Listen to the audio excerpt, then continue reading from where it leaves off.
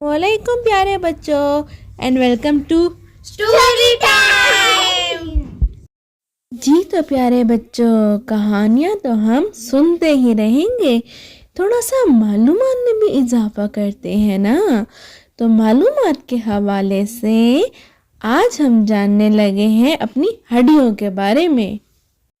کیا آپ کو پتا ہے جب ہم پیدا ہوتے ہیں تو ہماری 350 ہڈیاں ہوتی ہیں، بڑے ہوتے ہوتے یہ صرف 206 رہ جاتی ہیں۔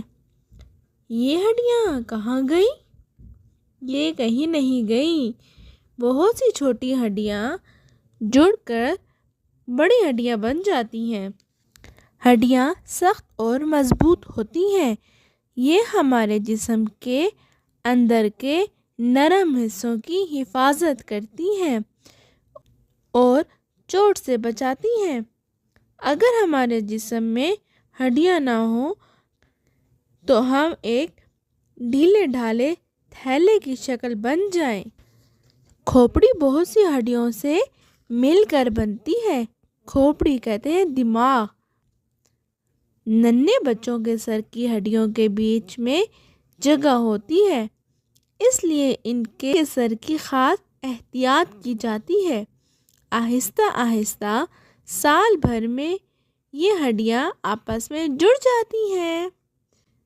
جیسے جیسے ہم بڑے ہوتے ہیں ہماری ہڈیاں بھی بڑی ہوتی ہیں، اور آپ کو پتا ہے ہماری آنکھیں، ہمارا ناک، ہمارے کان، ہمارے ہونٹ بھی ہمارے بڑھنے کے ساتھ ساتھ بڑے ہوتے ہیں۔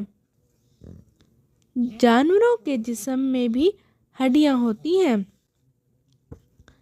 کچھ جانداروں کے جسم کے اندر ہڈیاں نہیں ہوتی ہیں، اوپر ایک خول ہوتا ہے جو ان کے جسم کی حفاظت کرتا ہے، مثلاً کیکڑا اور خونخوار۔